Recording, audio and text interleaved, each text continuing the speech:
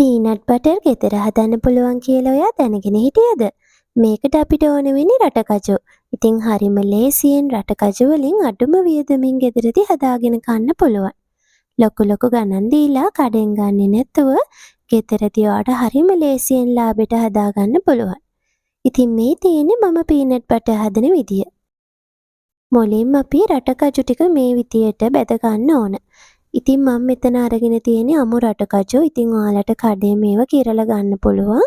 ඉතින් හරිම ලාභයි මේ විදියට අරගත්තම. ඊට පස්සේ රටකජු ටික මෙන්න මේ විදියට ඔයාලට පුළුවන් ලිපේ ගින්දර මීඩියම් හීට් එකේ තියාගෙන හොඳට ක්‍රිස්පි ගතියට එනකම් බෙද ගන්න. රටකජු ටික හොඳට බැදුනම මෙන්න මේ වගේ තියෙන්නේ. ඉතින් ඔයාලට එකක් කාලා බලන්න පුළුවන් හොඳට බැදිලාද තියෙන්නේ කියලා. කර ගන්න නම් එපා. කළු පාට වෙන්නේ නැති වෙන්න ලස්සනට රටකජු ටික බෙද ගන්න. රටකජු ටික බැදුනට පස්සේ උණුවෙන්ම පොතු ටික අයින් කර ගන්න ඕන.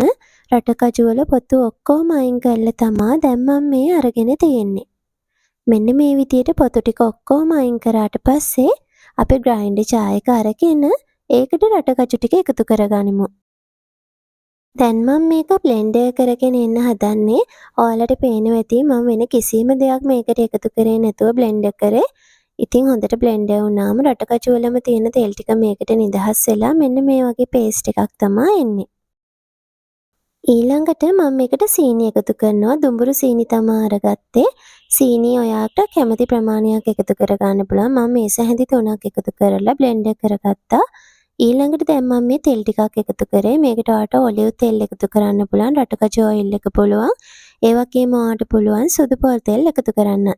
තෙල් මේස හැඳි එකහමාරක් වගේ එකතු කරලා හොඳට බ්ලෙන්ඩර් කරාට පස්සේ මෙන්න මේ වගේ හොඳ පේස්ට් එකක් එනවා. ඔයාලට පේනවා ඇති බටර් එකක් වගේමයි. ඉතින් හොඳට පාන් එක ගාන්න පුළුවන්.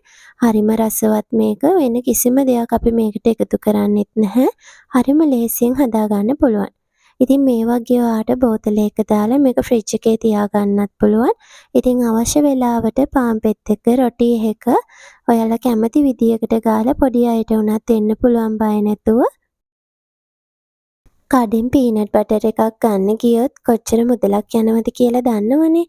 ඉතින් මෙතෙන්දී අපිට ගියේ රටකජු ග්‍රෑම් 200ක්, ඒ වගේම පොල් තෙල් මේස හැඳි එකහමාරක් විතර, සීනි එච්චරයි අපිට ඕනුනේ. ඉතින් හරිම ලේසියෙන් අඩු වියදමින් ගෙදරදී හදා ගන්නත් පුළුවන්. මෙන්න මේ වගේ හදලා ශීතකරණේ පහළ කොටසේ වට තියාගන්න පුළුවන්. සාමාන්‍ය මාසෙක වගේ කාලයක්. ඉතින් මෙන්න මේ විදියට රසයට එහෙනම් පොට්ටන්ට හදලා දෙන්න. හදලා බැලුවොත් රස කොහොමද කියලා පහලින් කමෙන්ට් එකක් දාන්නත් අමතක කරන්න එපා. මගේ වීඩියෝ එක බැලුවට ගොඩාක් ස්තුතියි. ආයෙත් දවසක රසම රස ලේසි රෙසිපියක් අරගෙන ඉක්මනින්ම එන්නම්.